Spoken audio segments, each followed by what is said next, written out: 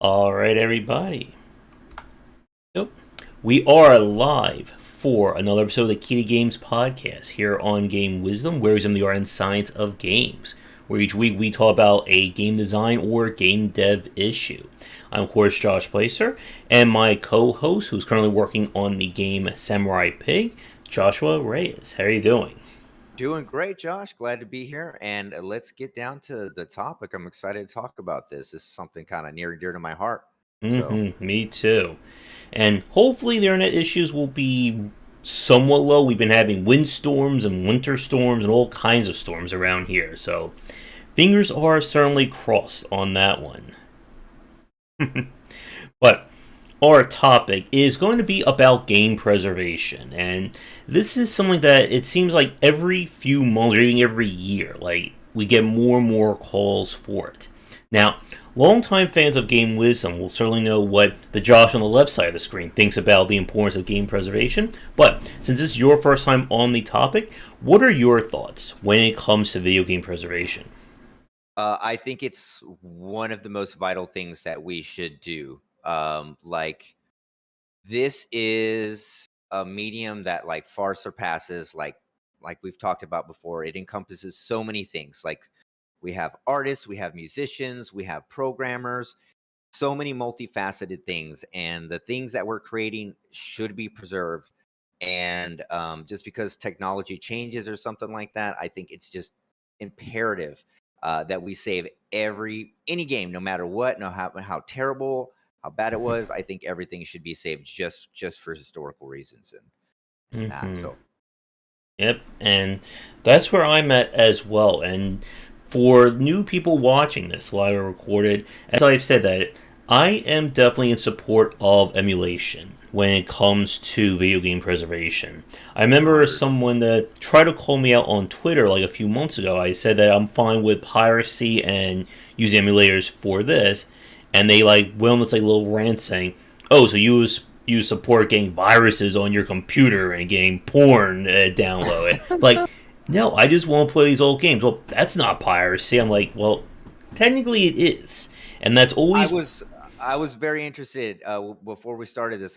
We had a chat to talk about this. Mhm, What your thoughts were on emulation, mhm, because I think that's going to be one of the only ways, due to capitalism. mhm, And once we get deeper into the talk, is that they are going to want to crush emulation. They're going to want to crush preservation mhm, for the pursuit of right the ability to sell a 35-year edition of get Halo, or for example, mhm, and so they will definitely, like Nintendo goes after the ROM hackers like nobody's business. Like they mhm, love it.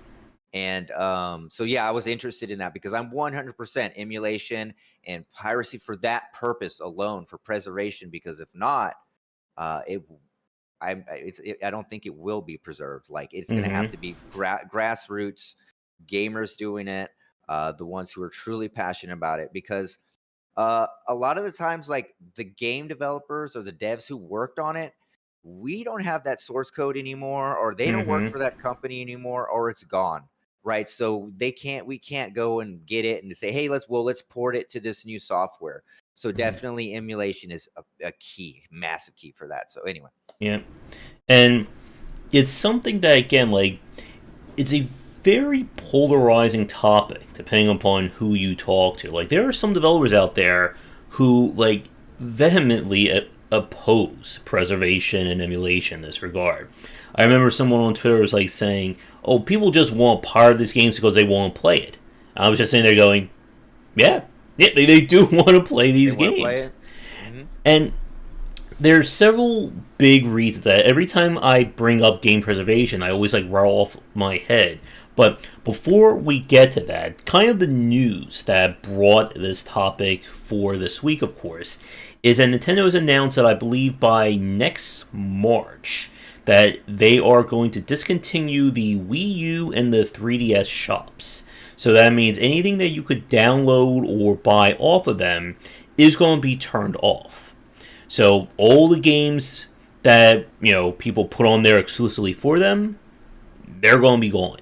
If you, of course, buy them now, they'll still allow you to re-download them, but in terms of having access to that for years and years, that's not going to happen. And it is again one of those big issues when, especially when it comes to Nintendo, for Nintendo people, for sure. yeah, for people who saw a piece I wrote last year when my 3DS broke and kind of like the mini ordeal it was to try and get it repaired or replaced, that Nintendo discontinued the 3DS. And Yeah.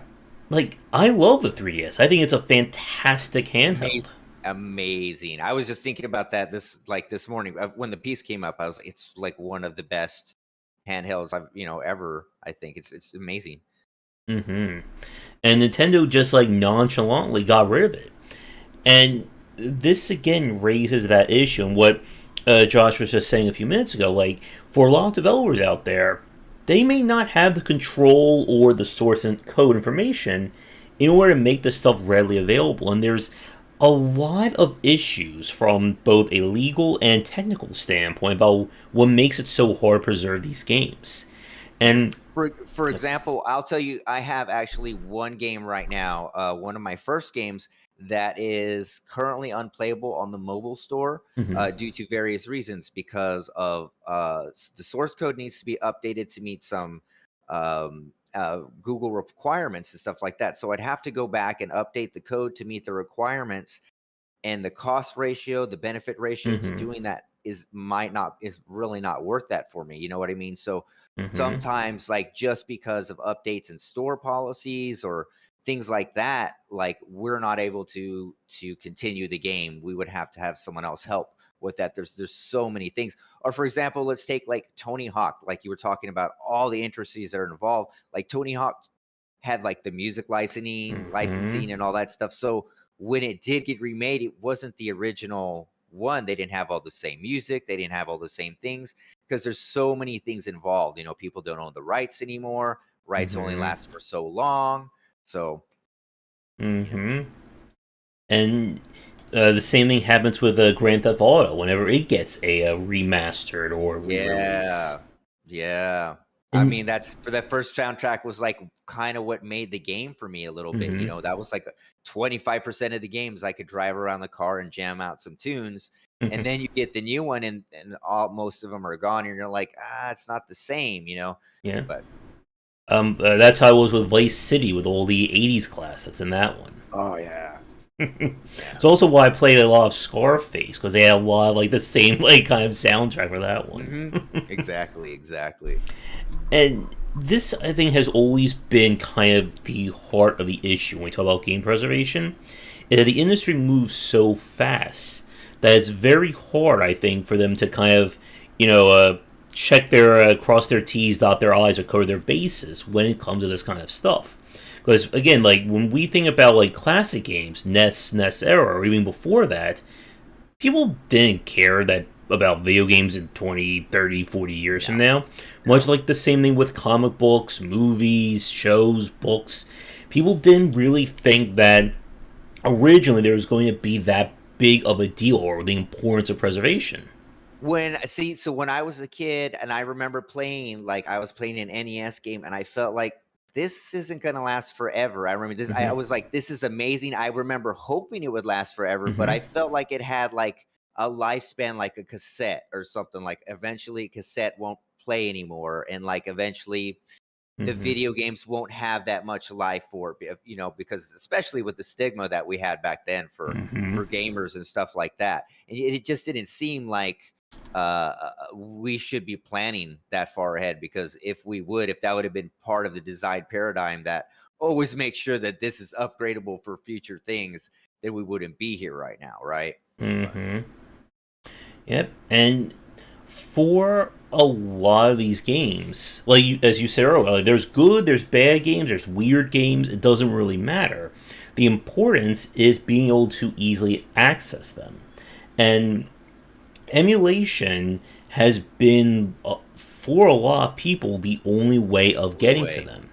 And one of the defenses that I see people will often bring up against pirate or against emulation has to do with companies like Nintendo that, Nintendo always lets you download their games off the Switch shop or the Wii shop or whatever shop they have available.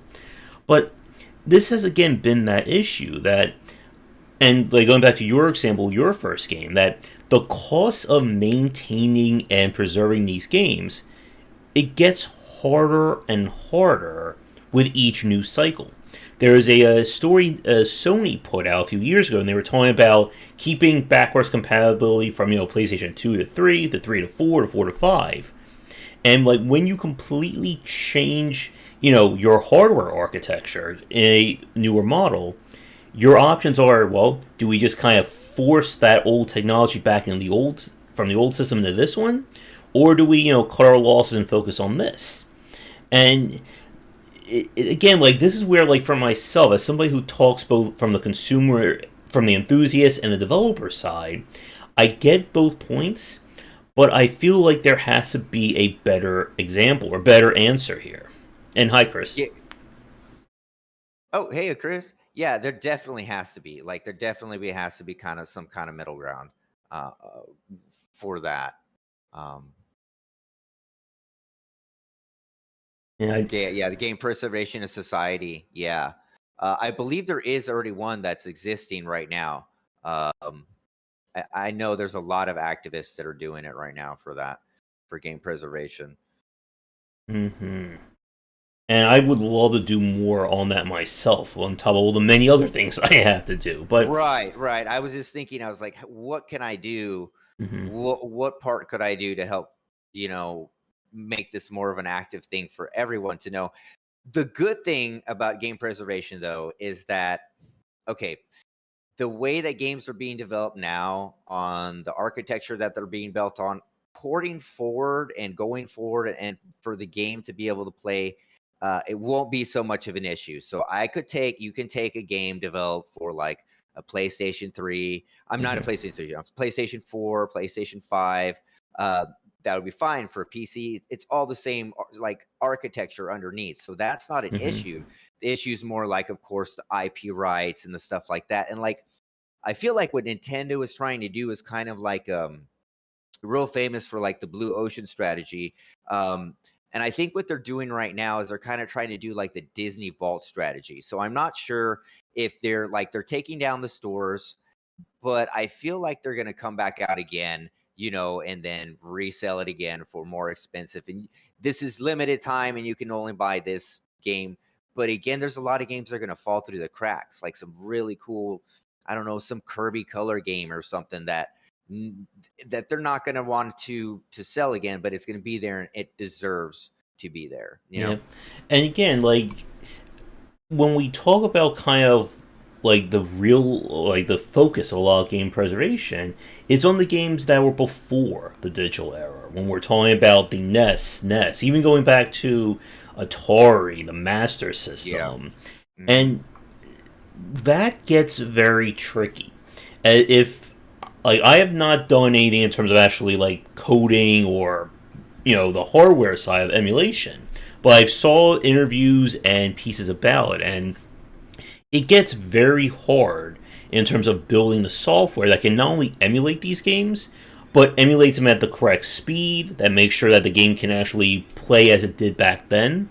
And then And there's yep. developers do really wild tricks sometimes on the hmm systems. And so that one game is going to have some insane like coding trick that they would like it took the developer to figure out how to do that their whole lifetime to figure it out. And now we're having someone trying to re-emulate and re-figure out how to make that work in the emulator. So Yeah. sometimes you'll never get a perfect emulated version of that game just due to some of those reasons. Yeah. So Especially for a lot of this being kind of, like being done in their garage. Like this is not a federally or even just a government funded project. This is just a bunch of people who just really want to play these games. Like mhm. the money they're getting may just be from people, throwing them a few bucks to say thank you here and there. Right, but they're barely eating ramen noodles, like hmm it's all passion for that.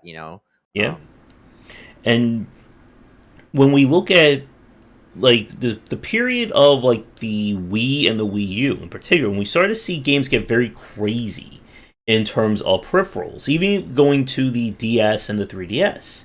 Like, when we start getting those more very unique designs, it's a lot harder to create a, one size fits all emulation that will do all that. I mean, the 3DS, like, my favorite game on that is The World Ends With You.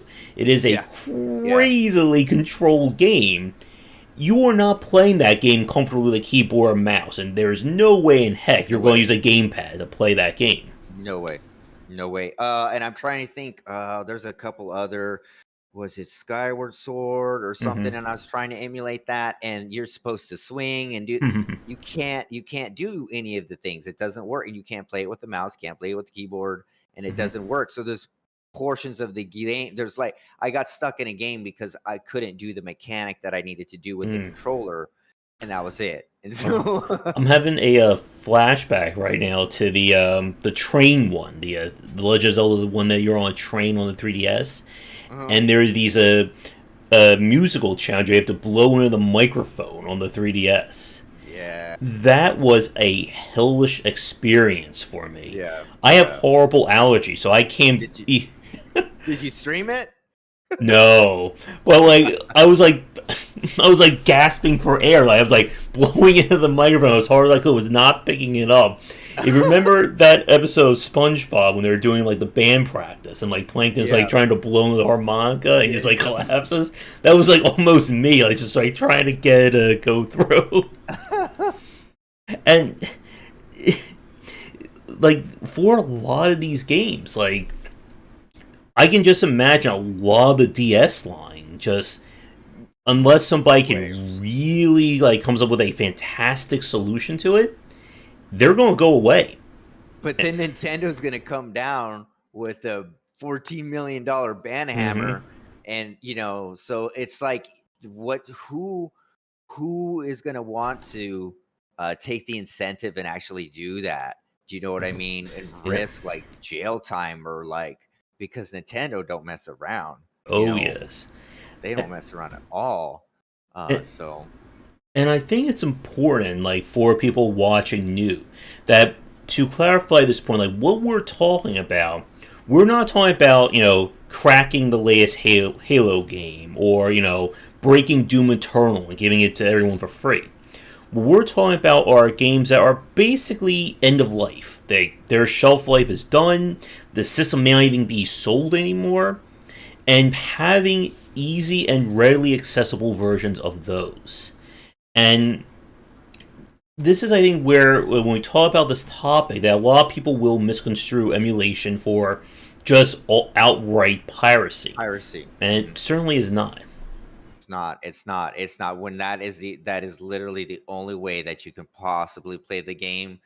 It's not about piracy. It's about game preservation. Yeah, and that's something that I always say. Like when people ask me about, it, I think I may have gotten into trouble as well on Twitter. But if somebody literally cannot give the developer money for a game, like the game's not either sold in their territory, it's not sold at all, I am 100% in support of piracy. That if you literally cannot give money, like if I want to give you like $20, $30, or even just buy a game outright and you cannot or refuse to take it, if my only other option is to pirate that game, then I think that's perfectly fair at that point. Let me tell you something about piracy, and I Mm-hmm. think most devs will agree, is that okay? If someone's going to pirate your game, they are either going to buy your game or they're not. They're going to pirate it and they're going to play it and they're not going to buy your game. They were never going to buy your game in the first Mm-hmm. place, right? The second one is the one that's going to play your game because they want to try it. So they want to try your game, and then once they realize your game is awesome, they're going to buy it. So Yeah. that's basically it. Piracy is yeah, kind of bad, but they weren't buying your game. Like any of the Mm-hmm. pirates that are downloading it and doing that, they're not your market. Like they're not who you're selling the game to. So piracy is more of a positive benefit for the developers than anything. And I think like if your game is being pirated, at least you made it somewhere at least. Yep, and I know people who. well, they pirated like anything they could get their hands on, and Like every single game that comes out. yeah, they didn't care. Like one guy, I remember I was talking about like good games to play, and I was like, yeah, they're like $1 or $2 on Steam. He's like, I'll just get it from insert pirate site here, so I don't get into too much trouble. But like you just said, like people who want to hardcore pirate games, they were never going to buy your game. And I think a lot of developers need to, or some developers still have that stigma that if the game is good enough, it will, transcend borders and everyone will buy it and it will be the 100% universally loved game. That doesn't happen. And like you said with the other example, like there are a lot of people, especially in third world countries and outside the United States, who either the game doesn't get translated, or due to currency exchange rates, it's like $300-$400 for a $30 to $40 game. Right, so they have no reasonable way, Mm-hmm. maybe no legal way, no Mm-hmm. reasonable way, no affordable way to get your game, and that's the only way. And then again, it benefits you because that game is out there and they might start streaming your game and they might get your game out. You know what I mean? Mm-hmm. So like piracy, it's not it benefits the developer in all ways. Like it doesn't defect, like the only ones it might affect like is giant massive huge companies like GTA, and they might lose a little bit of money, but even then you don't have all the features, right? You couldn't play online because they built Mm-hmm. that into the ecosystem that if you're going to play our game it can't be pirated, right? Because Mm-hmm. they're online services and stuff like that. So it really doesn't affect any. It's a positive thing for the Yeah. for And to Chris's comment, because I think that's a really good point that a lot of people will also bring up, is the era of re-releases, remasters, remakes. That, as we've seen with Resident Evil, for example, there is in Final Fantasy, there is a huge market for massive, modernizing these games. But massive. Yeah, I would argue that we can't just again leave it all in the lap of the developer. Because one, that would mean assuming that every developer is going to keep supporting these games until the end of time. And two, that also means having to keep spending money on these games. Again, Nintendo is the master at this. There are how many different versions of Super Mario Bros. 1 can you buy right now off their various and platforms? and I've bought every single one Yeah. that I could buy. You know what I mean? Mm-hmm. It's for sale on this platform. I bought it. Like any way I could buy it, I would buy it. And it's like my wife has the like from she Mm-hmm. was her kid. She has her original NES with the original Mario. We have that version too. We have every other version since. Yeah. And this we will do that. So and yeah, they're the masters of that. And um, I don't think that again, like with the Nintendo, they're closing the stores. They're gonna do other ways. They're gonna do, Mm-hmm. some like re-releasing like the Disney style vault stuff like that. But again, we're gonna lose a lot of games. Yeah. Uh, they're not gonna port that. What were you talking about? The blowing. Um, Uh, blowing the cartridges, or yeah, blowing. No, no, no. For the Zelda game. the train one. The Right, the train. Yeah. See, so like those things we won't be able to do, right? Mm-hmm. They're not, so anyway. Yeah. And for like these games that we're talking about, yeah, the harmonica, Monica. it is going to become harder and harder to play them. And I mean, there are a lot. Like we talk about like the golden age of like the PlayStation 1, PlayStation 2 era for the RPG genre. How many of those games are actually readily available to play right now? There really aren't a lot. It's And I not. can rattle off a list of some of my most like favorite or esoteric ones like that. I mean, how many JRPGs and RPGs released during that time? It was like Hmm. amazing. Like you could play. It was amazing, and like yeah, I think there's like literally none. I actually want to see you rattle off a few that Let's are unplayable right now. see. There's of course the Fatal Frame games. Well, that's not an RPG. Fatal Frame. There was there's a steampunk game that I actually had the original PS2 for. It was a Steampunk Chronicles, I think, which is kind of like open world slice of life, but everyone is also steampunk, so everyone has like mechs that they can pilot and fight in. There was a game about sentient tanks, metal something. There's like very kooky game where like all of a sudden like a tank comes to life or a vehicle comes to life to fight them. Legend of Dragoon that Chris just Dragoon, mentioned. Breath of Fire Dragon Breath of Quarter is Fire. one of my all-time favorites. They recently just ported Shin Megami Tensei Nocturne Mm, to the They did. PC, but They of did. course we got the classic Personas. Oh, well, love this one. Shin Megami Tensei Digital Devil Saga. What was it? Renoa, no, Spirit Detective Renoa Kozunoa versus the Infernal Army. It was like the longest damn title for Yes, an that one. RPG. That And one, yeah. and again, like part of the challenge of a lot of these games, again going back to the IP issues, that a lot of these games, especially all the licensed games, like The how many licensed games had games. licensed characters or Yeah. even getting celebrities to voice them that they hmm don't have the rights to. They don't have the rights, right? So it's like music, uh, music actors, characters, assets. Like, and it depends. Like, just every single facet, like the writing, like you don't know what the contracts were signed, and they didn't design. They weren't creating the games to be like, they were thinking, okay, it's going to sell for like 2 3 years and that's it. Like, they Mm-hmm. weren't thinking ahead of time, Yeah, like, for that. and that is always like a very big point that I bring up when we have these discussions. That the games that we're talking about, they're not in hot demand. Like these aren't games that people are, knocking over displays and breaking down doors to get for Christmas or whatever holiday that you celebrate. Yeah, These those ones are, are getting remakes already. yeah, Yeah. like people, and this again has always been one of those issues. And I think I have an idea where you're going to fall on this, but I want to always bring this point up that there's always been that kind of dichotomy between the consumable side of video games and the artistic side of video games. That for a lot of people, I feel like they view video games as just consumable. They're something you buy, you play for maybe a month, 2 months, and then you sell it, you trade it, maybe you even throw it out at some point. Who the hell cares about trash like Dark Souls or The Last of Us or Super Mario 64, right? They're old news these days. Old news. Right. Old game is old game. Yeah, Yeah. exactly.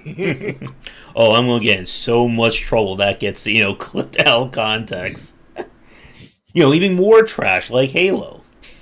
Yeah. Trash like Halo. There we go. Exactly. I gotta hit all the major platforms. hmm Exactly.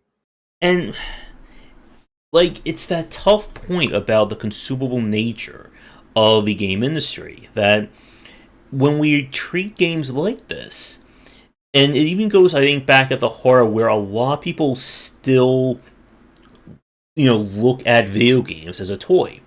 That like Right. when you go to like a mainstream, you see like a news piece cover video games, they're going to cover Fortnite, Call of Duty, Madden. Maybe they'll cover a Mario game, and that's it. hmm Rarely, though. Rarely, like rarely. They'll cover more like the sales of the Switch or something. They'll be like, Switch has sold so much, and Mm, that'll be covered more than the game. yeah. I mean, how many? I would love to know the statistic. I don't think anyone will actually know this, but how many people still don't know what Steam is? Because I'm sure there are people out there who have never used Steam before and who hmm play video games. I hmm mean, again, I remember, people arguing about downloading Steam. Like, even into the Yeah. 2010s, there were people who were like, I don't want Yes. Steam. I was there. I was like, I'm not. What is this infrastructure? I did not want to download Hmm. it, and then I downloaded it. I was like, oh, okay. But Yeah, I didn't download until like 2007, 2008 with the Orange Box. Like, for yeah. like the whole 4 or 5 years before that, I was just like, I hmm don't want this thing. Like, have to put this on to play games, and I can't just put a CD in.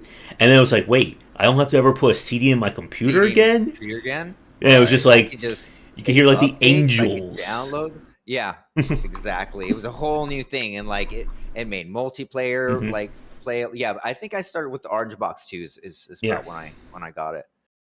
Yeah, and that was like I was going to say like that is exactly what I said back in like 2005. Like Yeah, this is never going to take this off. ain't Who? not gonna work. Who wants this? I'm going to GameStop, Hmm. and And and Xbox will be the future of video games. seeing Amanda said she just learned about Steam a couple Yeah. years ago herself. Yeah. Hmm. Yeah, and like physical copies, like that is something that again is brought up a lot when it comes to game preservation. Hi, David. Hey, David. That the hard copies are going to still work. Why do we need to preserve when we still have Super Nintendos and GameCubes and all that? But whenever this gets brought up, I always bring up when I spoke with the director of the Maid. It's a museum that is basically all about video games. Oh wow. That they preserve video games. They have old magazines you can read. You can sign up for a daily pass and go and play the games and all Where's this that. at? Where's this at? I think it's in the Midwest. I don't remember Okay. exactly where. I gotta check this out.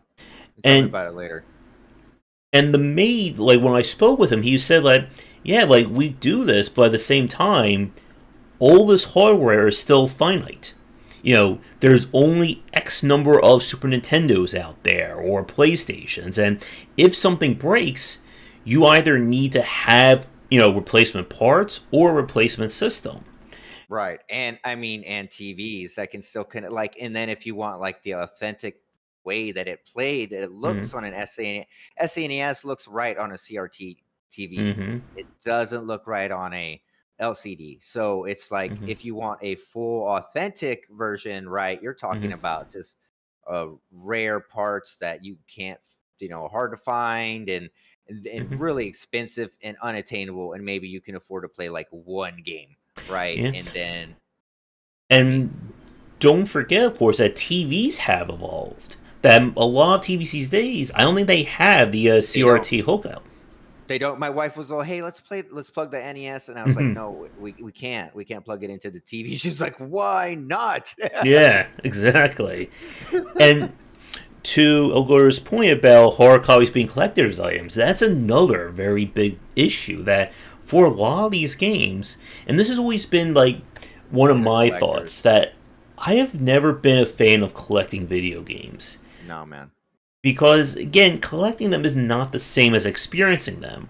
And I always get like this little voice in my head like yells when I look at like YouTubers and streamers who have like walls of games, Mhm. classic games that they're probably never going to play. Never played them, and they're sealed, or like Hmm. they're not. They're just there, and so they're the other Hmm. people are not enjoying them because yeah, collecting games isn't cool in that regard. I agree with you on that, Yeah. definitely. I mean, Yeah, yeah. yep, go ahead. No, sorry. Go ahead. I mean, I have tons and tons of games on my Steam library, as anyone will can witness the horror of that.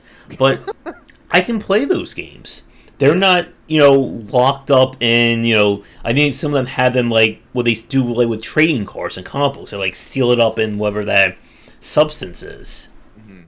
Yeah, and then of course we could get into the, but yeah, that well, let me go stay with the Steam thing first. Hmm. That again, that was just one of the most amazing for game preservation. Hmm. Steam is gonna be is gonna be helpful for that again because it's not locked behind anything. We can play anything. We don't have Yeah. to go get adapters and stuff like that. And if you want to play with the controller, you can plug into a control. You can plug a controller in.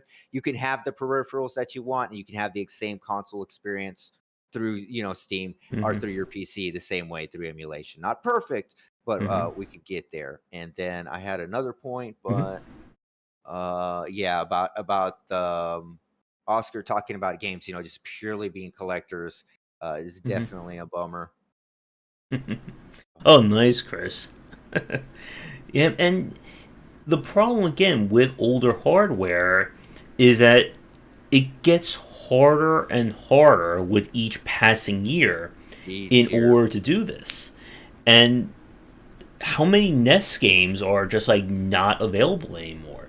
And Yeah. I know there are third party people who have made like bootleg consoles or bootleg hardware that you can play those games on. And I mean that is great. But again, it still raises that problem of physical space is also limited. Like, the beauty about Steam is that, guess what? I don't need to have all my back The whole filled with. wall, right? I mean, You again, know, I have 3,000 games on Steam. How the heck would I fit that physically in a house? 3,000, you couldn't, and then if, like, you were still, Hmm. like, using, like, some were computer games with the old crystal cases Hmm.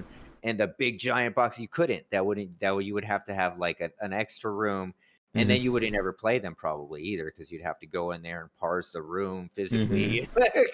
And make sure all your hardware is maintained and The have the right hardware is maintained. TV.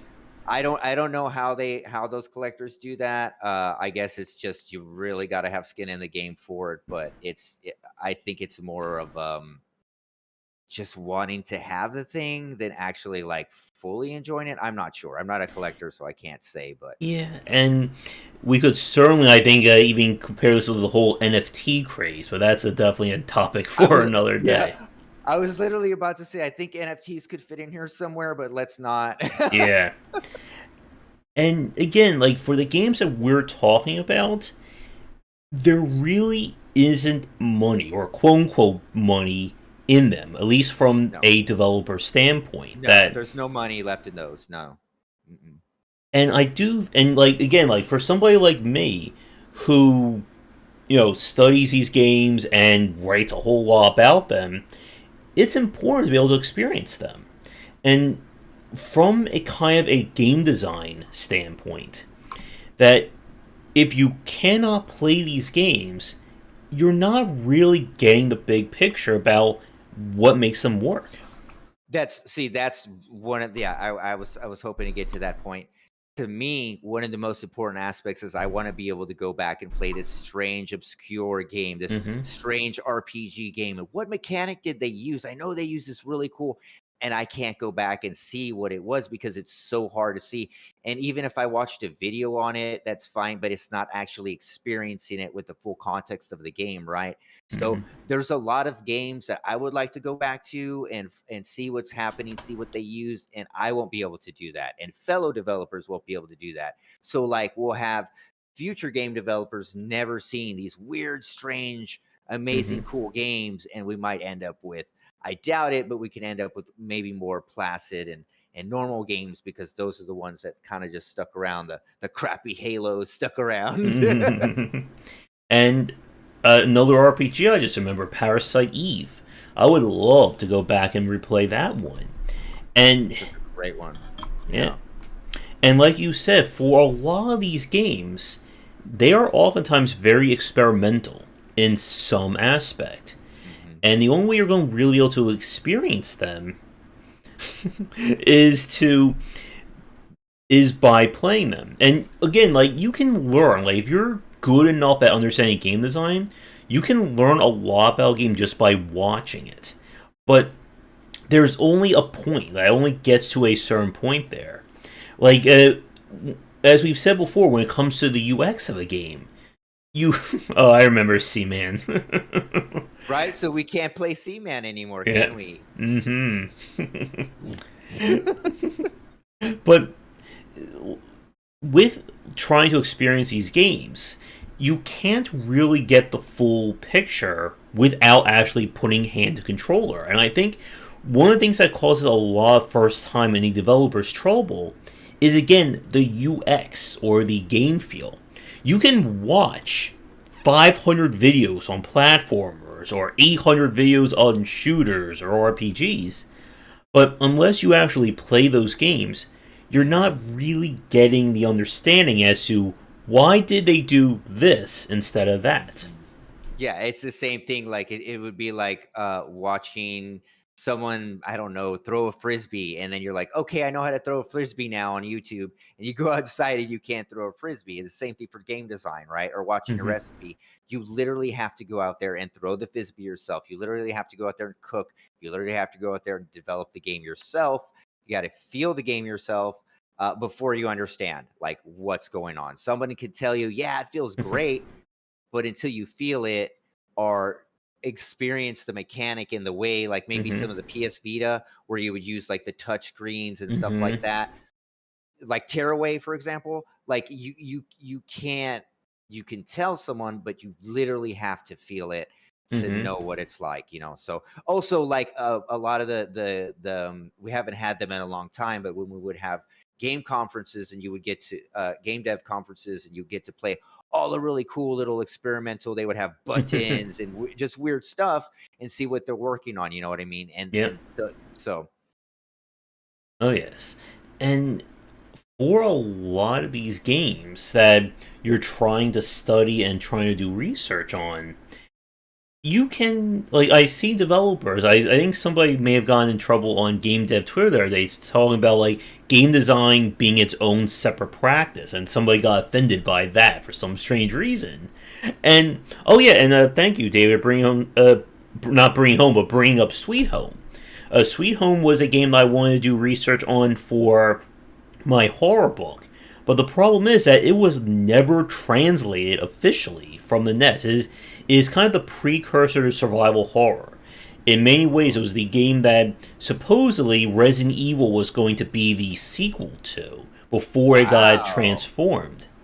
Whoa, okay, I need to look into this then. I've only played Sweet Home one time, and that was on a when I did a whole lot of ROM acquiring, I guess I should say, and I haven't had a chance to play it since. But again, Yeah, that's a really good example of piracy and preservation exactly. being it. Like, there's no other way to get it. And this goes again back to that point that if I wanted to go to Nintendo and say, here's $20, here's $40, whatever, give me this game, they're going to say, no, we No, don't have it. We're not going to give it to you. not gonna give it to you. You gotta wait for the 45th anniversary edition. Yeah, and hopefully you get lucky. Again, people have been if you whenever we bring up Nintendo, Mother 3 gets brought up.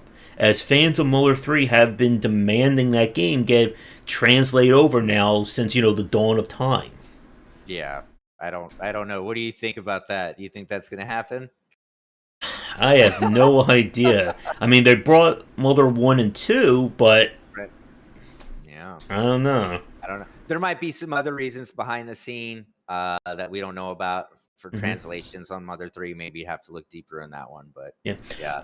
Mother 3 is the sequel to Earthbound because they changed the name when it was translated to the United States. And if you've never played Earthbound, that is a trip. I do want to one day try and do like a full stream of that game because You it's such a should. You really fascinating one. should. You really should. Yeah, it's an amazing game to break down and study and all the kind of things that it turns on its head and yeah, it's a really great game. And just the existential horror that it gave the kids for that final boss fight that's still being talked about. Yes, yes, it's amazing. It's Yeah. amazing. And again, it goes back to this point that there are a lot of very inventive games that they weren't 10 out of 10 winners. They weren't Game of the Year winners by any stretch. But they still deserve to be remembered and they should still be studied.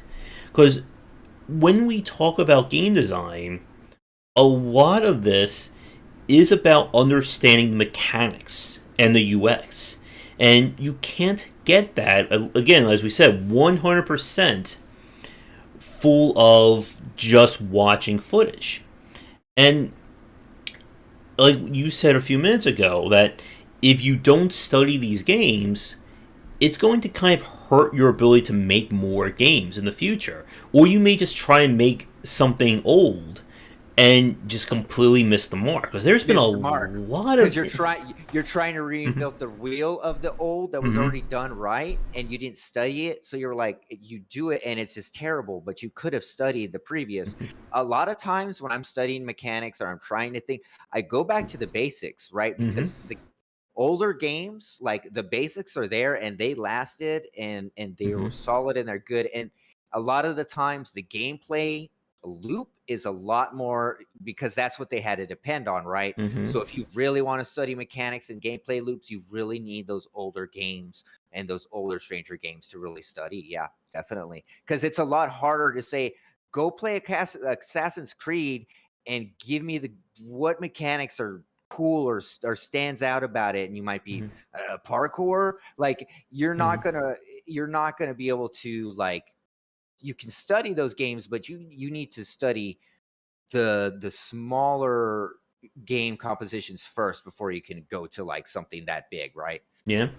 And for a lot of developers who have tried to emulate classic games, they will oftentimes miss the mark when it comes to the feel of these games, even just to the difficulty.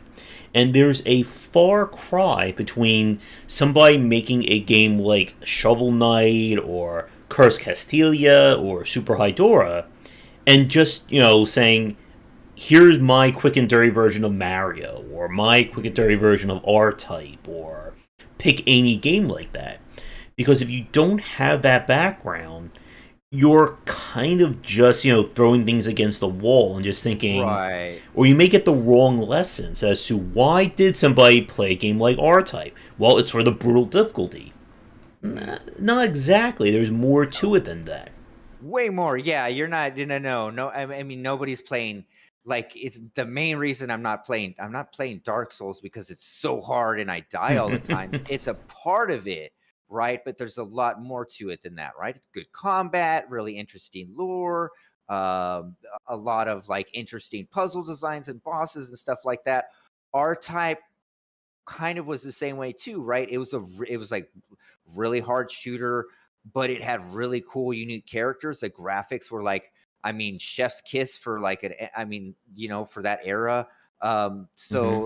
And it was kind of like not the first of its kind, but it was really unique in its way in a very saturated market, I think, at that time already. Hmm. So And I want to go to a point that David just said a few minutes ago, because I think this is something that we were also talking about on chat last time we were discussing topics, about how piracy and preservation has been kind of the groundwork, or the only work, done in order to keep these games going. And that has to do with MMOs and live service games, because this is another huge gap when it comes to big, the game industry. big, And for a lot of people out there, you may have missed, again, the MMO boom of the 2000s, like 2004 to maybe 2009, 2010. yeah, There were a lot of games released, and guess what? A lot of them failed. And the problem when it comes to MMOs and live service style games is that they oftentimes don't have, you know, a local version. It's all done server side. So when those servers get turned off, that game is dead. It is 100% dead. Even if you have, the original CDs, you literally cannot play these games can't play anymore. them. Yeah. And of course, there is like for larger ones, they make private servers, right, that you Hmm. can play. But again, it's not the full experience. Like it's you because they don't have like the way they have to like reverse engineer unless they can get their hands on the source code for example for like Final Fantasy 11.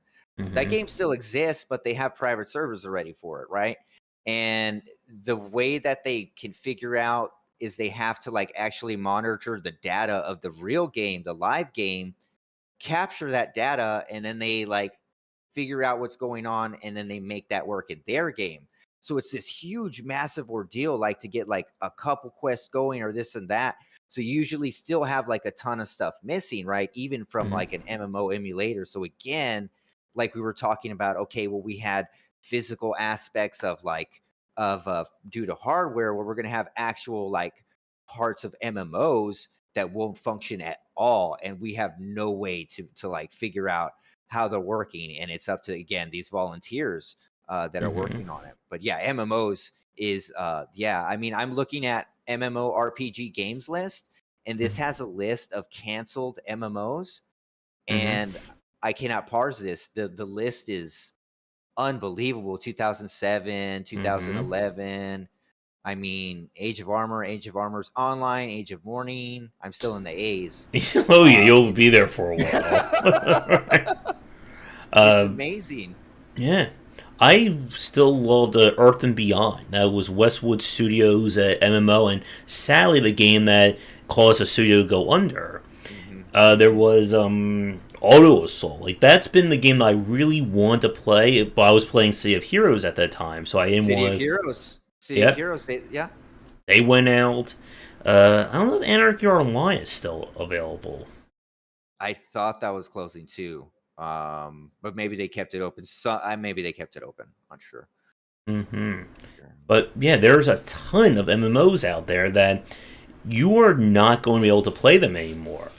And there was a lawsuit, I think someone tried to file against one of the preservation societies a few years ago because they wanted to use a cracked servers and pirates like that to be able to play these games or emulate them. And developers were saying, no, you can't do that.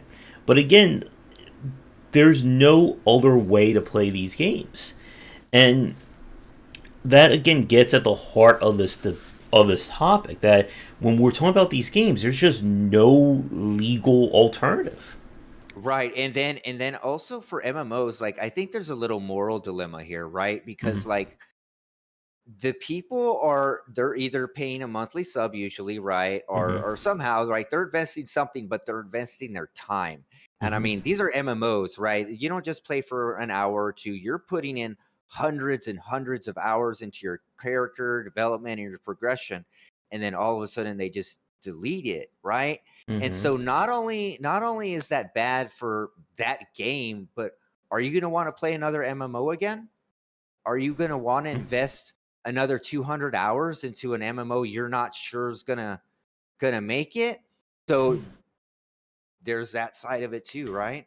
And mobile is, I think, a really good comparison. There are who knows how many live service and mobile games these days that they're gone. They're Like gone.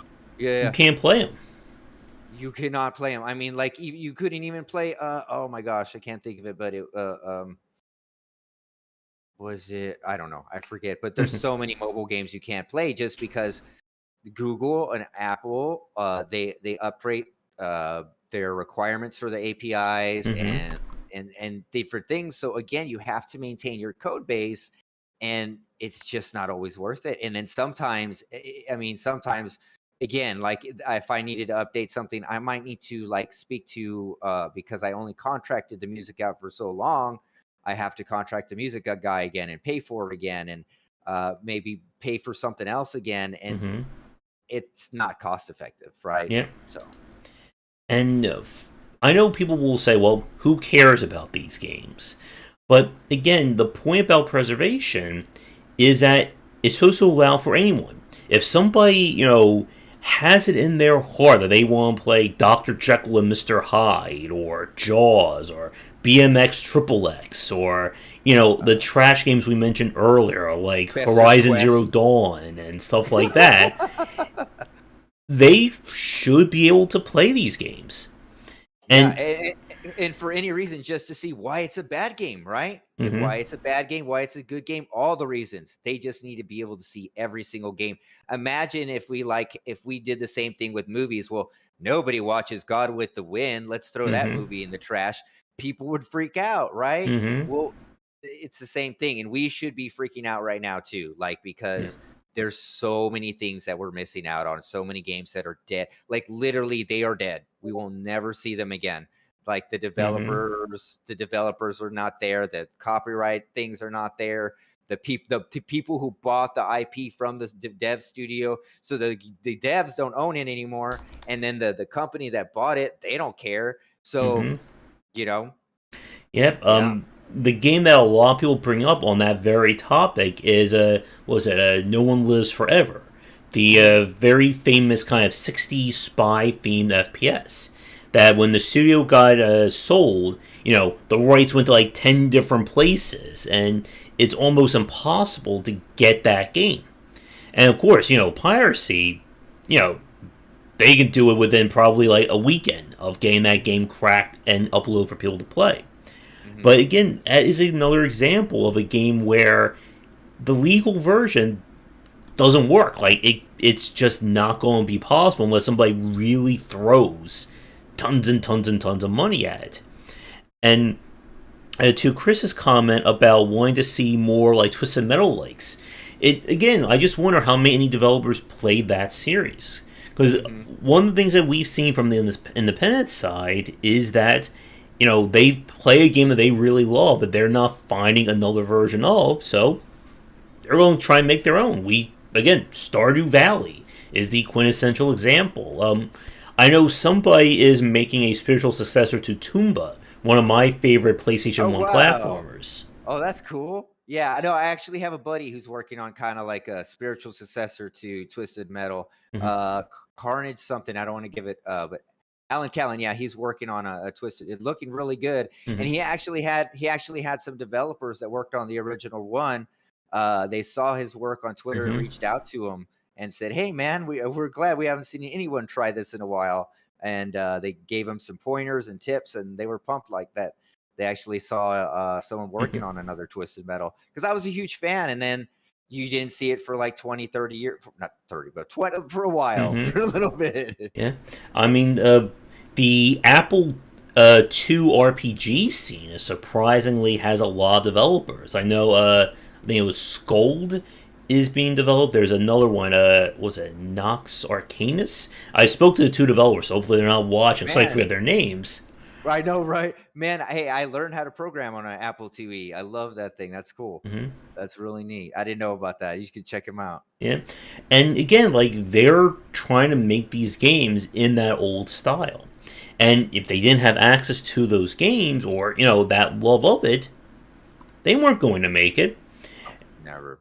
And this is again why it's very important to preserve these titles because everyone wants to preserve, Mario. Everyone talks about Mario and Halo and Uncharted and games like that.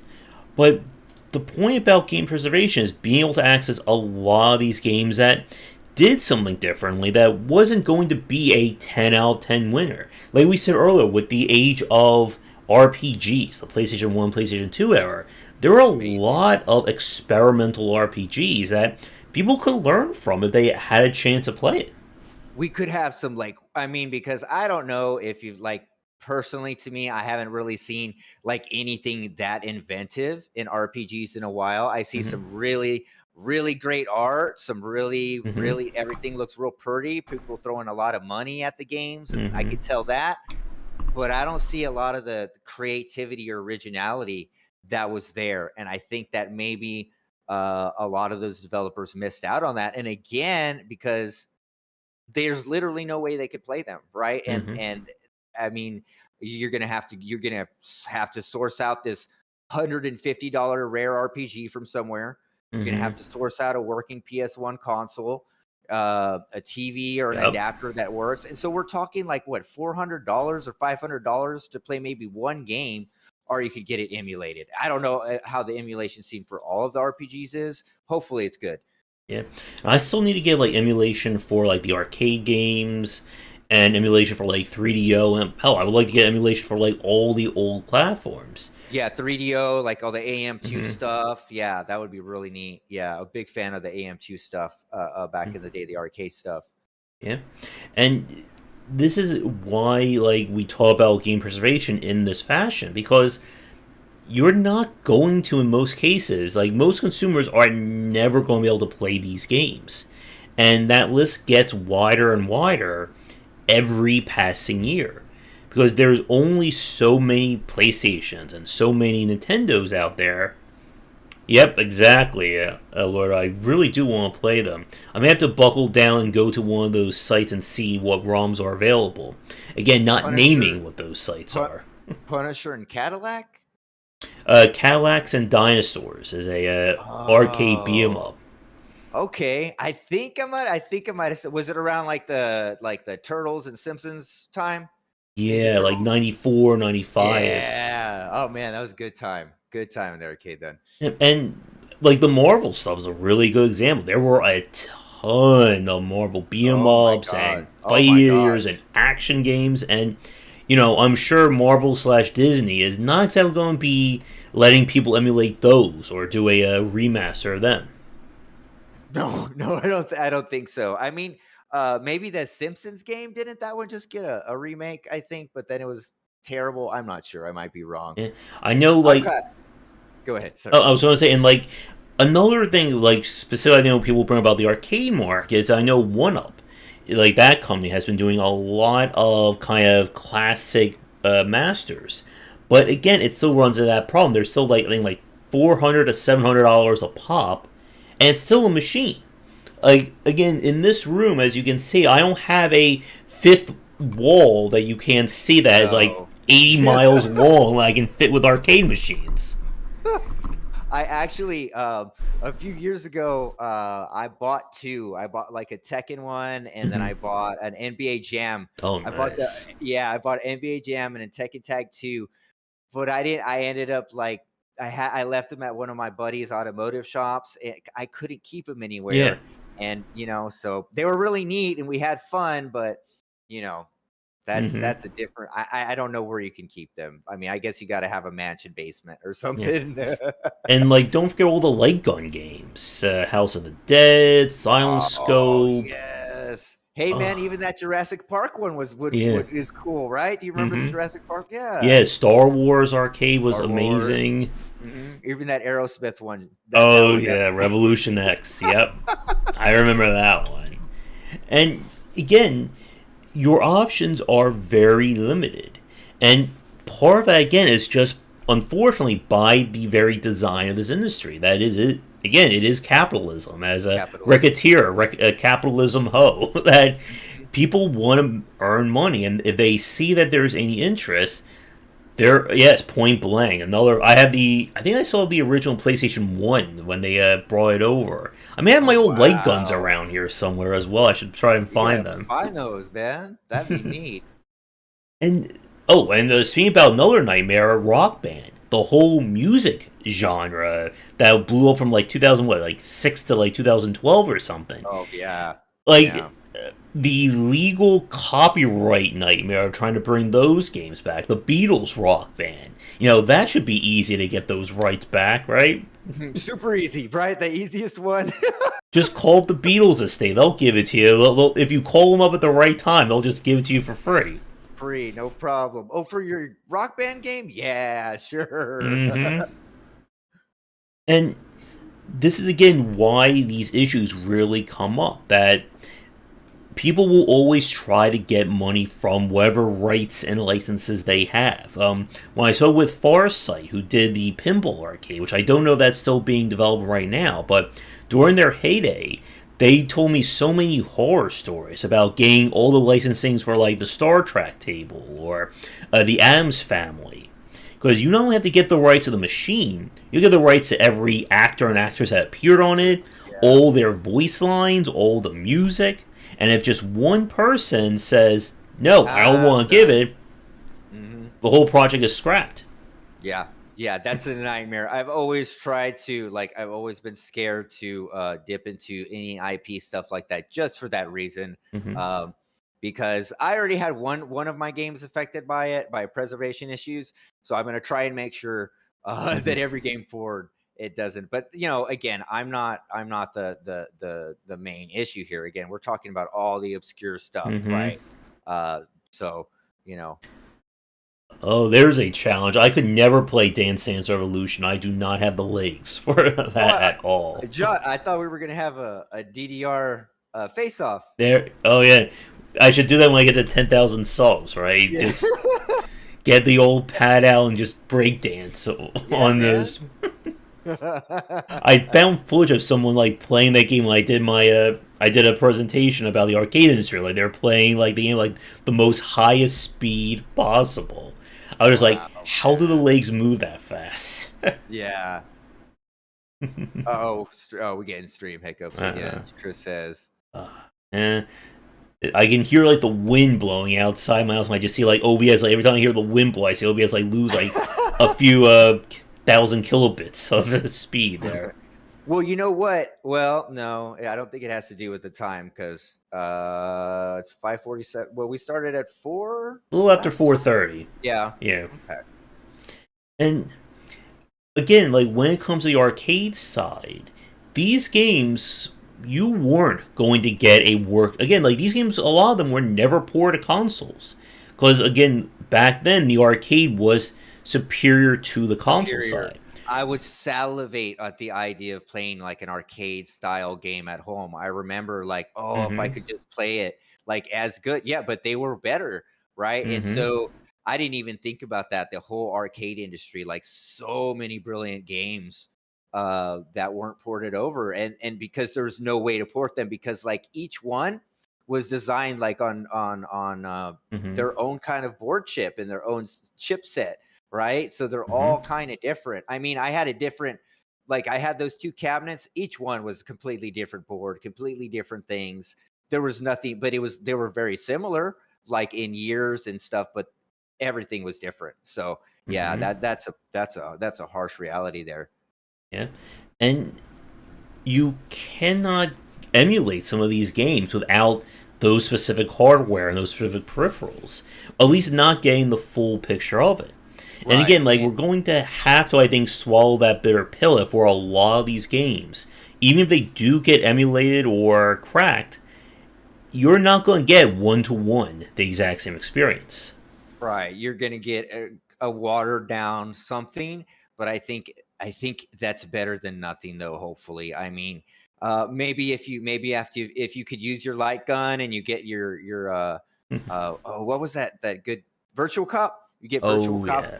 Yeah, but that did come to consoles, didn't it? It went Mm-hmm. to yeah, it did come to consoles. But anyway, you know, you get my drift. If you could emulate something like that and it's not full, I think it's definitely at least something positive there. Mm-hmm. Chris, if you do enough DDR, does that just give you like super running speed? Then you could It just does. like It does. and jumping as well. You get like some super powerful legs there. That was part of their training, right? Some Mm-hmm. DDR. There you go. And like going back to Nintendo, as we said, like Nintendo will or they'll always try to keep bringing these versions back. But again, I remember buying a when the original Wii came out. I bought a lot of classic games on there because I thought, well, it will be around forever, right? For Well, same thing, same thing. no. When they went to the Wii U, those games weren't cross compatible. And not only Petabytes. that, but they even bring all the games that they brought from the Wii to the Wii U shop. And then the same thing from the Wii U shop to the Switch. Switch shop. Yep. Hmm. And again, it's just like Nintendo's issue is that they're just going for very much the short term slash and burn strategy, where I think the industry really needs a long term one. Right. And like but Nintendo's like they're infamous for that. Like they did the for example like around the GameCube era I think that's when they did the blue ocean theory, right? They knew Mm-hmm. they couldn't compete hardware wise, right? They couldn't make another Mm-hmm. PS2 or an Xbox. So they decided to just, okay, we got to make something different, make our own market, right? So Mm-hmm. I think Nintendo's always concerned about just keeping themselves separate because they can't compete with Sony. They can't compete, but they can Mm-hmm. compete. They can do their own thing, and then keeping themselves separate is what it is. Mm-hmm. That's their main goal. So they're really good at creating scarcity in their products. I think Mm-hmm. they did that for the Wii. That Mm-hmm. they made it hard to get one. So by making it hard to get one, everybody wanted one. I don't know if you remember. I mean, I've heard so many stories Oh about people yes. waiting in line for their Wii's. Mm-hmm. And, I mean, just nightmares to get it. And I think it was even 3 years. I think it took 3 years for it to be like readily available for people to get. And so they did that strategy. And I think they're doing the same thing now Mm-hmm. with the same thing for the stores. They're creating an uproar, making everybody think, oh no, I'm never going to be able to play this game again, and hopefully get some people hyped up because you can still buy it. So maybe they're trying to get a couple people to buy everything right now because maybe they think it won't. So I think there's a lot of factors that they're playing in, but either way, everything they're doing is wrong and is too much capitalist based. They need to be they're Nintendo and they need to be a lot cooler about everything. They need to stop hacking people about the ROMs. Mm-hmm. They need to be more liberal about their amazing artwork creation. You know what I mean? Mm-hmm. I mean, I remember. I'm pretty sure I was already at GameStop at that time during the Wii. That like one of the managers, like she like gave a Wii to like one of her family members. She told me, "Well, don't tell anyone about this." Like that was like during like peak Wii craze, and with like Nintendo, as Alberto said, that they'll just keep bringing them back to resell. I remember like they just did something like I think last year, the year before that, with the Super Mario collection. They had Right. 64. What was it? 64 Sunshine and 64 Galaxy. Sunshine and Galaxy. Yes. Yeah. And it was Galaxy 1 and 2, right? In it Maybe. also. Yeah, and I was like, and I think we got it. I Hmm. think I wanted to get it because I mean, why not, right? Like I said, you got Yeah. to buy every copy of Mario. Mhm. It's. And they did with a Kirby as well a few years ago for the GameCube, I think, that they had the Right. Kirby Superstar collection. And Yes, the to Elgato's superstar. comment, yeah, but a lot of people tend to forget that Nintendo was the bad guy for a very, very long time. I mean, they were the king of the game industry from what, like 1985 to, regard to maybe like 96, 97, maybe even beyond that. Beyond that for a little bit, yeah, definitely. I mean, they have Hmm. definitely just been lording over it the whole time, and I Hmm. mean, like the little guys like PlayStation and Xbox and Sega, and then they were fighting to try and scrap it out, but Nintendo has always really had some very oppressive uh ways and rules about they did. Do you remember, like, if you wanted to make a game for the NES, you had to license, like, you had to get a license for the cartridges or something, Yep. like, yeah, they were wild, like, so they've always been very, very hardcore about everything that they would, uh, get produced or put in their system, and I think they want full control over everything in that Yep. regard, yeah. I read Game Over, that book that was like the historical like history of Nintendo. Like, Oh, I've been dying to read that one, I haven't had a chance. yeah, like they did a lot of shady stuff. That like, if the internet was around back then, you would just be seeing people flame Nintendo. They would have been canceled, man. Yeah, probably. And to Chris's point about staying outside, I was out at midnight at Funkoland 99.99 for my Sega Dreamcast. Right on, man. Mm-hmm. Dreamcast, cool. And there has to be a better solution for this. And in terms of our time, we're about an hour and 10, so I figure we'll go for another 15, 20 minutes if that works for you. That sounds good. But I want to talk about what are the possible options, because I think that's always the toughest point. That's the Because hard part. Yeah, I was ruminating. I was like, what? Thinking and thinking and mhm, thinking. So go ahead. because the problem, again, is that we want developers to get money. We want them to have the money and get paid for the work that they do. But at some point, a game is just not going to be sellable. Again, as we said, for a lot of people who treat video games as a consumable, most people do not care about Madden, 2005. They don't care about the original Metal Gear Solid. They don't care about any game that made top 10 lists, 10, 15 years ago. So there always comes a point where these games, they're done. Like, it doesn't matter how great they are, it doesn't matter if it was the number one game, it has reached, end of life. And I think part of the challenge is the industry has to come to an agreement as to what does end of life for a game look like.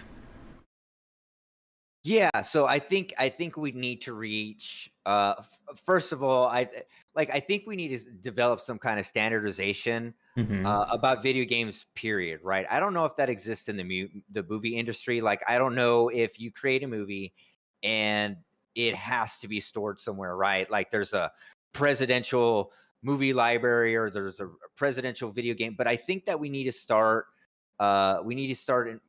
enforcing that, like, somehow, some way. I don't know about Mm-hmm. enforcing it, but like, we need to make sure that every game that we have is preserved, Yeah. and just period. Like, in I know we've already lost some already, but going forward we need to, and we need to. What does end of life mean? So when a game reaches end of life, what does that mean for the licensing of everything, right? Mm-hmm. If a game has reached an end of licensing, does that mean the end of life? Does that mean, okay, well, null and void? What the game was, if it had this song in it back then, it's reached its end of life. It doesn't matter anymore. Mm-hmm. Now it's just like public domain or something like that, right? Because nobody could make money in it anymore because nobody owns it, right? So maybe Mm-hmm. one option is it could just be public domain in some fashion, right? That's one option, of course.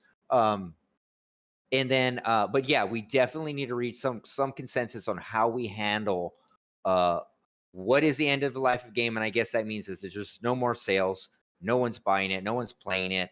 Um, all the copyrights are expired, right? So it's dead. Mm-hmm. I can't get it out and somehow start selling it again. And so from then, we should have a standardization of how we handle it from then, and I think that'll help uh, Mm-hmm. definitely in the long run. That's one idea. What do you got? Yeah, like I think coming up with a agreed upon rule for how long a game can be kind of kept within its copyright. Like like for me, I feel like either 10 years after a game has 10 been years. released, 10 years. 10 or years is what I was thinking.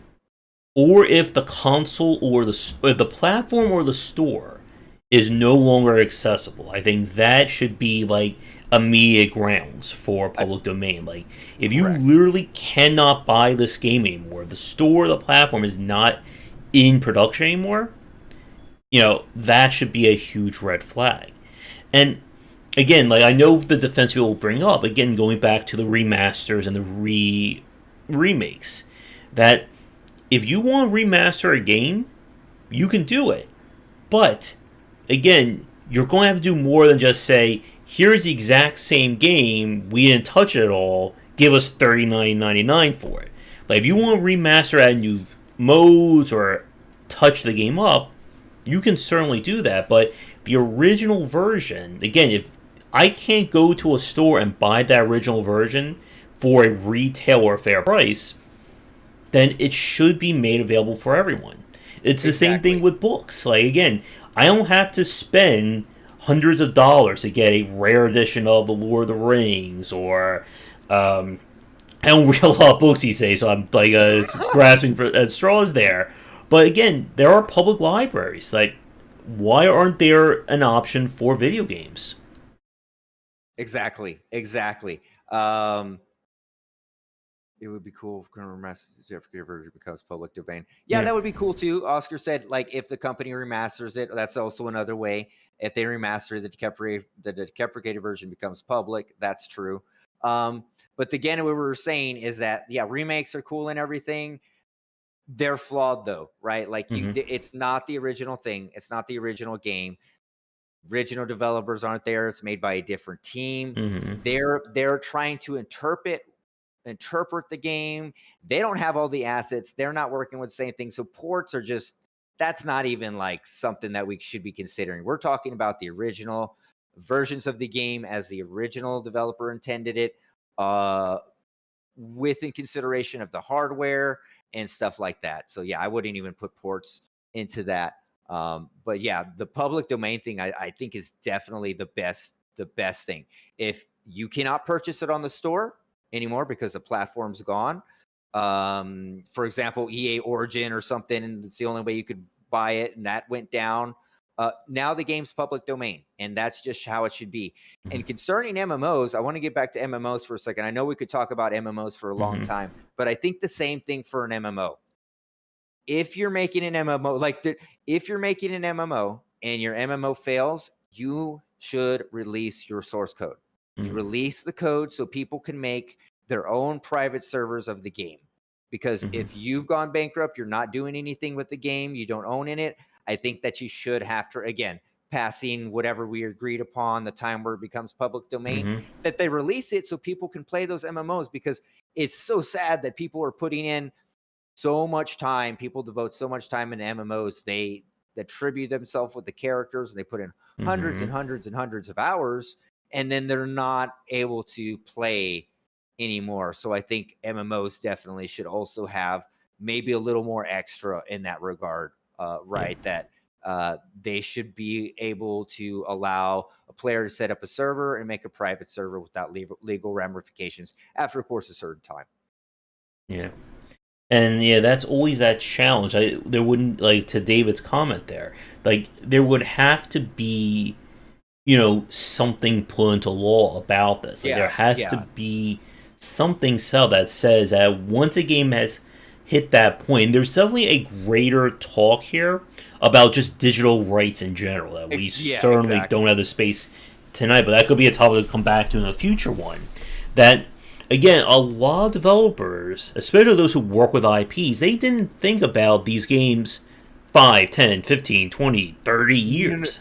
no, man, they were just super pumped. They were like, "We Mm-hmm. got this IP. Let's make the game." And that's it. They were like, "We finally got this. I got the Batman IP. Let's make the Batman game." And they Mm-hmm. weren't thinking further than that, right? So continue. Sorry. Yeah.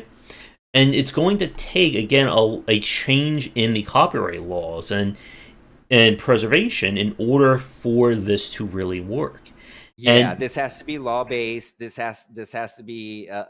It's still a bit while we're still the game company's still in our infancy, right? So mm-hmm. we need to have some laws. Of course, none of the laws we have right now going are up to date with technology in any way, and so Oh that's yes.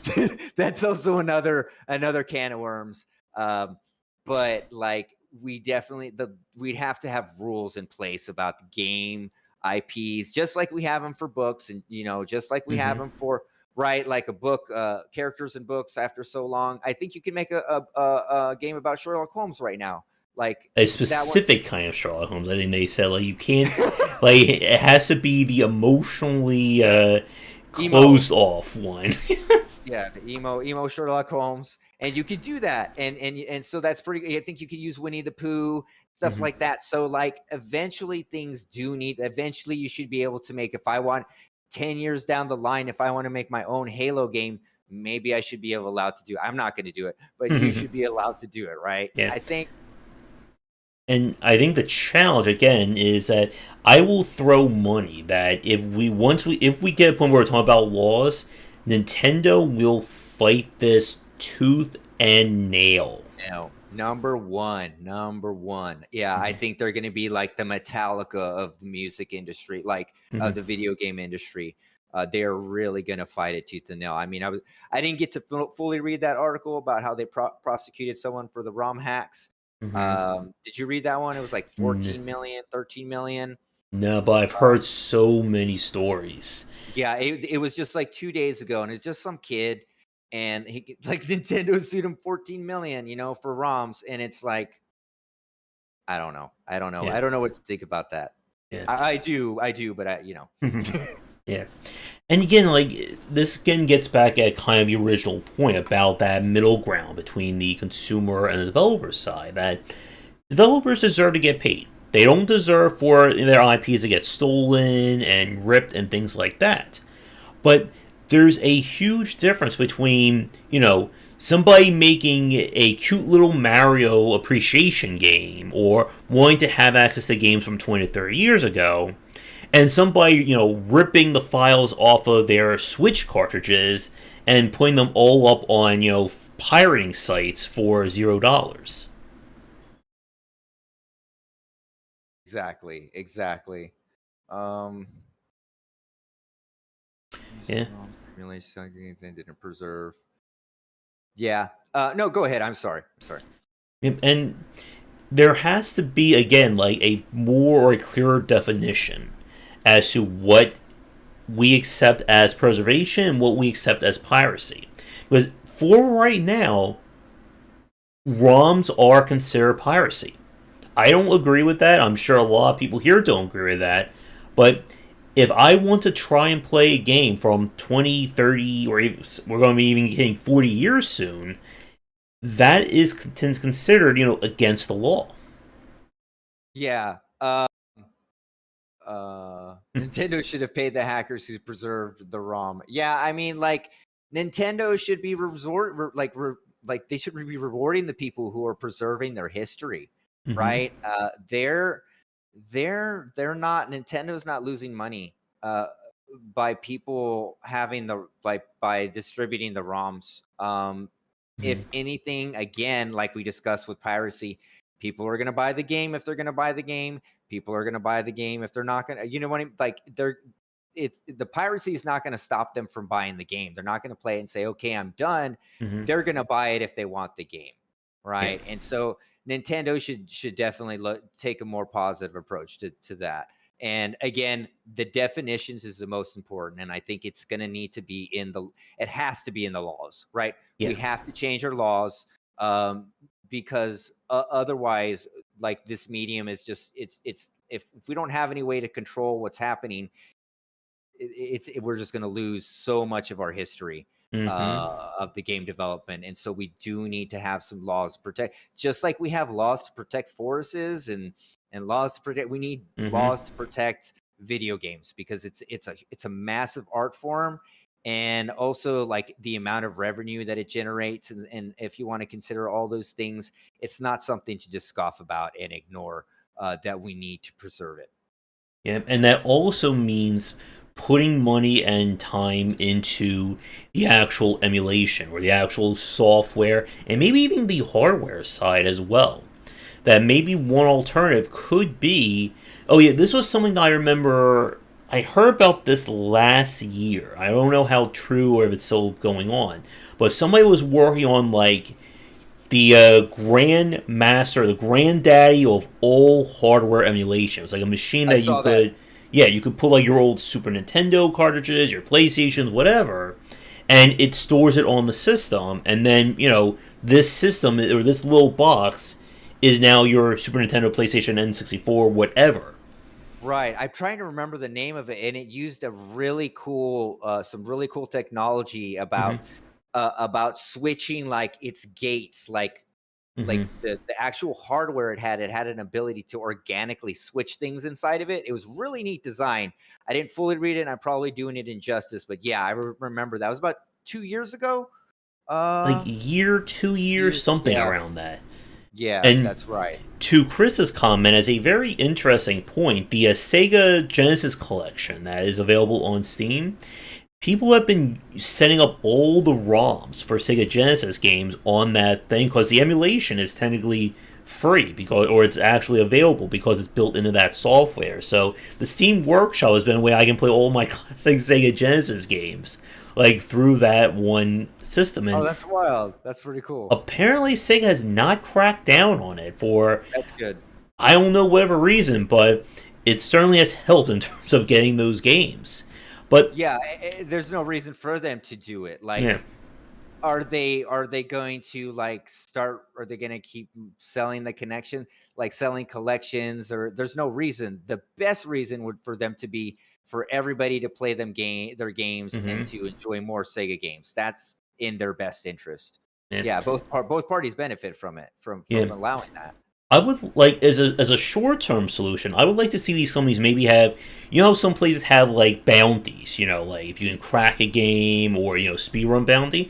I would like to see like a game preservation bounty that if you can preserve this game perfectly, the company can benefit from it, the team gets money from it, and just put it on sale for like a few dollars. Again, people like we're not talking about 50, 80, $200. I'm talking maybe like $2, $3, like kind of like the GOG route. That I'm sure a lot of Yes. people would Yes. love. Like even again, like a horrible game like Jaws or any For sure. LGN game, they would still probably spend 99 cents or $1 or $2. I would definitely buy Jaws again for like 2.99. Yeah, Mm-hmm. definitely. Yeah, for sure. But again, the point is that and this is something I always talk about, even when I, like talk about my library presentation. That I want everyone to be happy at the end of the day. I want everyone to get the best deal. But as it stands right now, it's just not really working. No, we're getting not a good deal at all. Like, not a good deal at all. We're losing so much of our history. If we want to try and view old games, it's Mm-hmm. very expensive and almost impossible. And yeah, so we're at the losing end of that right now. Definitely. Mm-hmm. And I guess as kind of like my closing thoughts on this is that it's like kind of doom and gloom time. That there has to, without a proper solution, this is going to get worse. There's Yes. no doubt about it. And for anyone who's offended when I say that games like Halo, The Last of Us, Mario are garbage, well, that's how a lot of people treat video games. And if you really do support the artistic side of the game industry, then you should support game preservation as a legitimate answer and solution to this.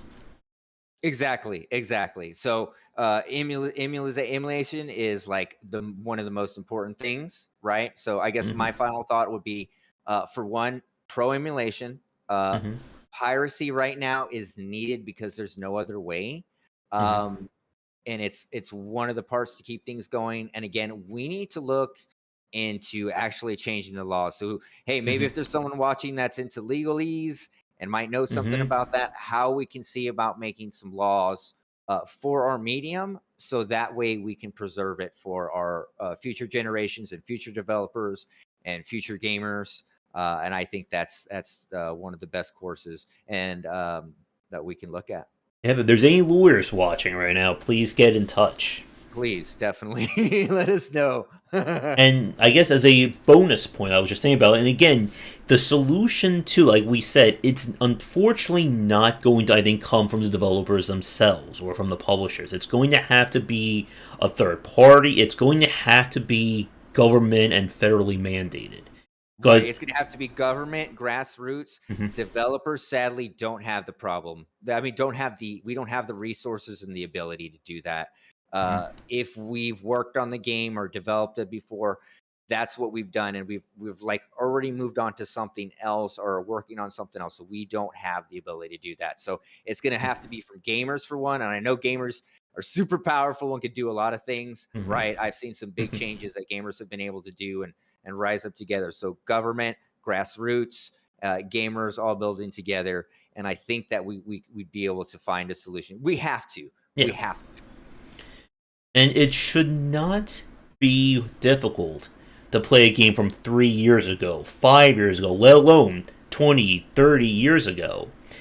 And if you do value the game industry, this should be something that you should be agreeing with. And it's going to take, I think, a lot of work. Not only, again, to create the laws or change them, but to convince the mainstream and the mass market about it.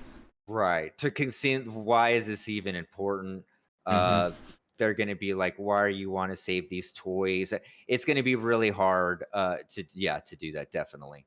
Hmm. I'm just right now imagining in my head when I make the tweet when this episode goes up record about, do you care about trash games like The Last of Us, Halo, Mario? Then you should watch this You should video. watch this one. I'm Definitely. sure I won't get into any trouble on Twitter on that. I think that'll definitely help. Yeah, I like that one. Yeah, exactly, Chris. We need the preservation console there. That's right. That's right. We'll start one. I guess here's a quick question for you, Josh. I'm just curious. What are your thoughts on GOG? Like, do you think that service has had a lot of impact on things? I think so. I like GOG, and I think it's had. I don't think it's had a big enough impact as it should have, Yeah, because it's been crushed by other. I feel like it's had certain ebbs and flows, but I definitely appreciate everything that GOG is doing, and I definitely think it's good for the industry in every way.